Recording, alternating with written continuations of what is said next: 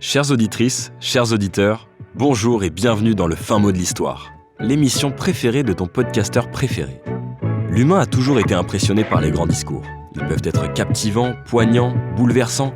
On dit même que certains ont marqué l'histoire. Eh bien, puisqu'on parle d'histoire, laissez-moi vous raconter celle de ces discours légendaires. Je voudrais tout d'abord vous faire partager une conviction de femme. Il n'y a plus qu'à manger, le couvert il est dressé. Ich bin ein Berliner. El aborto sea legal, seguro y gratuito. Il est 5 heures, Paris s'éveille.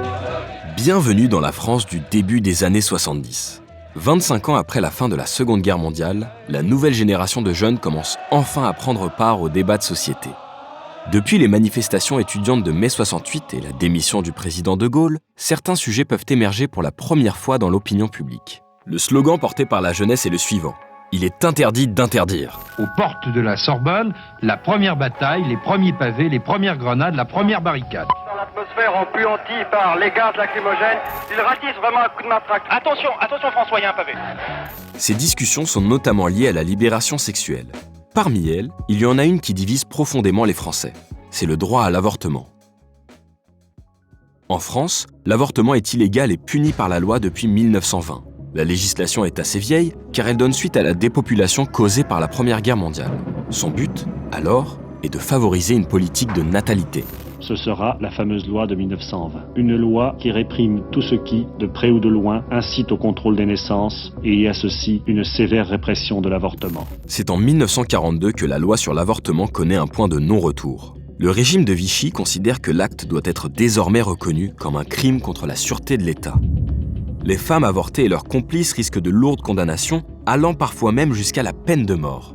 Même après la guerre, l'avortement des Françaises reste un acte illégal. On estime alors qu'entre 300 000 et 400 000 femmes pratiquent l'avortement en dernier ressort, soit dans les pays voisins où il est autorisé, soit clandestinement dans des conditions précaires et dangereuses. Dans l'opinion publique, ce sujet reste tabou jusqu'au début des années 70. La parole et les revendications féministes se libèrent. La médiatisation du problème de l'avortement fait donc l'effet d'une bombe dans le débat public. Vous êtes pour l'avortement? Oui, certainement. Pourquoi, madame? Parce qu'on est déjà bien assez de monde sur la Terre. Alors, tant qu'à faire, le faire légalement que de le faire en cachette. Pour moi, c'est honteux, celles qui veulent se faire avorter. Vous pensez que le plaisir se paie? Eh bien, exactement.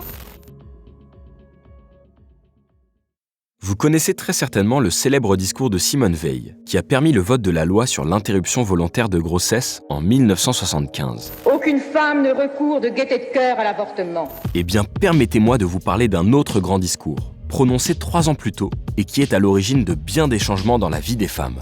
Il s'agit en réalité d'une plaidoirie. En 1972, lors du procès de Bobigny, l'avocate Gisèle Halimi défend Marie-Claire Chevalier, une jeune fille de 16 ans accusée d'avoir avorté. Gisèle Halimi a alors 45 ans. C'est une femme franco-tunisienne aux cheveux longs et châtains. Quand elle ne porte pas sa robe d'avocat, elle s'affiche toujours dans une tenue élégante style chemise ou col roulé. Son vécu l'a portée vers un engagement profondément féministe et anticolonialiste. Aujourd'hui, si vous me posez la question, je me demande si finalement je ne suis pas plus algérienne que tunisienne, compte tenu que j'ai donné presque 8 ans de ma vie à la cause de l'indépendance algérienne.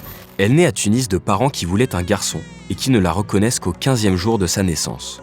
Lors de son enfance, la petite Gisèle, alors âgée de 10 ans, commence ses premières révoltes féministes. Elle fait plusieurs grèves de la faim pour revendiquer son droit à la lecture et refuser d'être la servante de ses frères.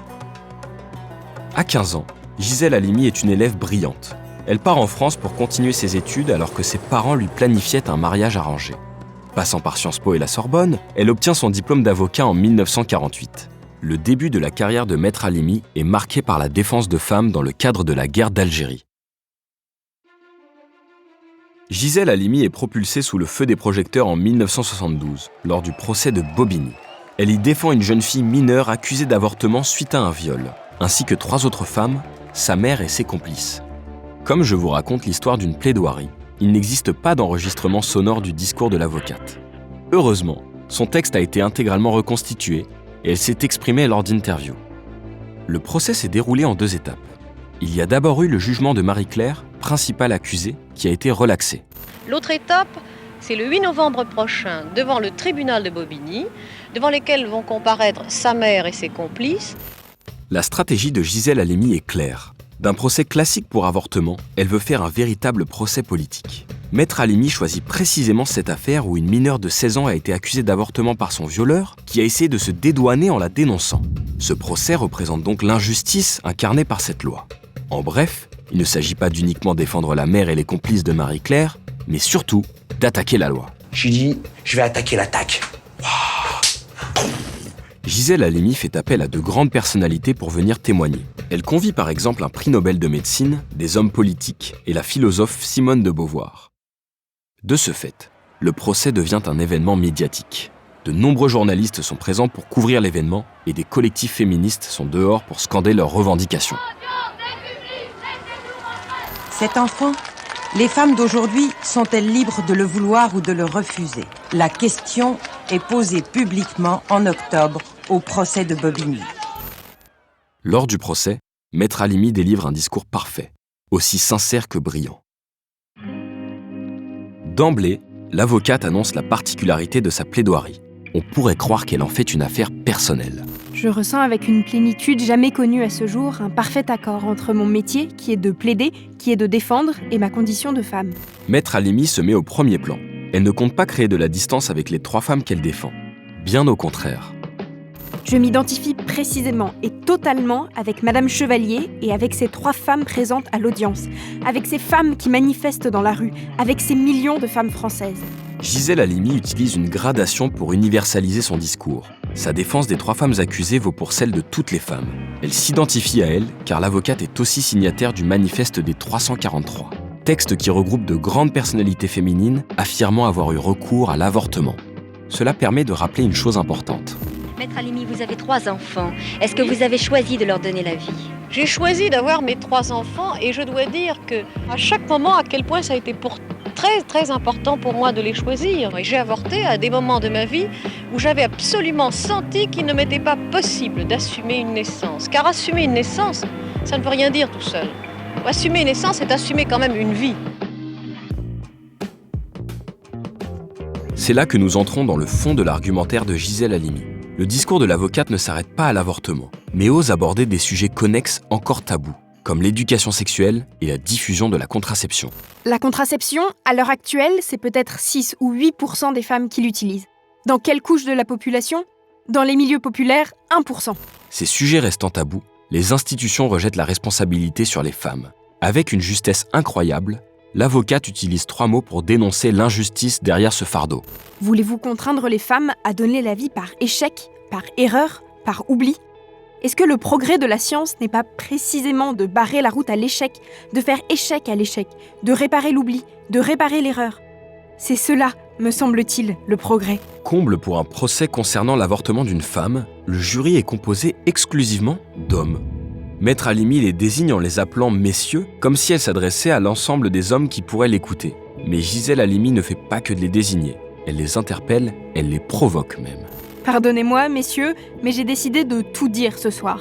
Regardez-vous et regardez-nous. 4 femmes comparaissent devant 4 hommes. Et pour parler de quoi? De sonde, d'utérus, de ventre, de grossesse et d'avortement. Gisèle Halimi en arrive à l'argument le plus important de sa plaidoirie. Elle dit que la loi sur l'avortement est le symbole de la subordination de la femme par l'homme.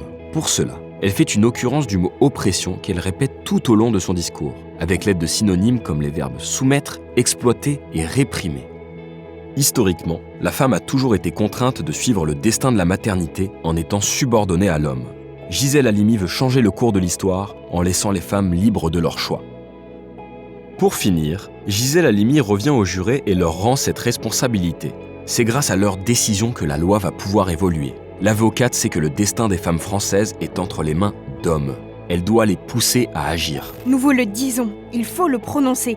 Parce que nous, les femmes, nous, la moitié de l'humanité, nous sommes mises en marche. Je crois que nous n'accepterons plus que se perpétue cette oppression. Messieurs, il vous appartient aujourd'hui de dire que l'ère d'un monde fini commence. À l'issue du verdict, les jurés déclarent que la loi de 1920 n'est plus applicable. 2 des complices sont relaxés, la mère et la faiseuse d'ange écopent d'un sursis, plutôt symbolique. Le lendemain du procès, certains titres de journaux se réjouissent du verdict du procès de Bobigny. D'autres débattent encore de l'avortement. Lors d'une conférence de presse le 9 janvier 1973, le président Georges Pompidou s'exprime ainsi sur le sujet. Je crois profondément que nos textes, d'une façon générale, sont périmés. Même si, pour tout ce qui concerne ce problème du contrôle des naissances, et à plus forte raison, celui, pour moi, qui me révulse un peu plus, celui de l'avortement. Les mentalités n'ont donc radicalement pas changé, mais tout cela mène vers une évolution progressive de la législation. Préparée par la femme du même nom, la loi Veil est promulguée le 17 janvier 1975 et encadre une dépénalisation de l'avortement en France. C'est la loi sur l'IVG. Le combat n'est pas encore gagné évidemment.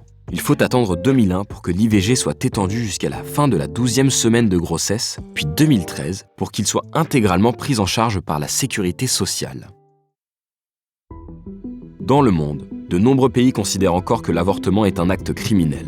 Les victoires sont importantes. C'est le cas en Argentine, où l'avortement est dépénalisé depuis l'année dernière. Que l'avorto sea legal, seguro y gratuito. Que sea ley.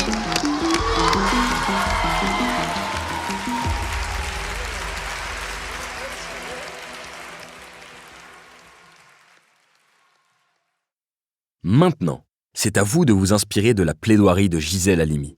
Faites porter votre voix pour que l'égalité ait le fin mot de l'histoire.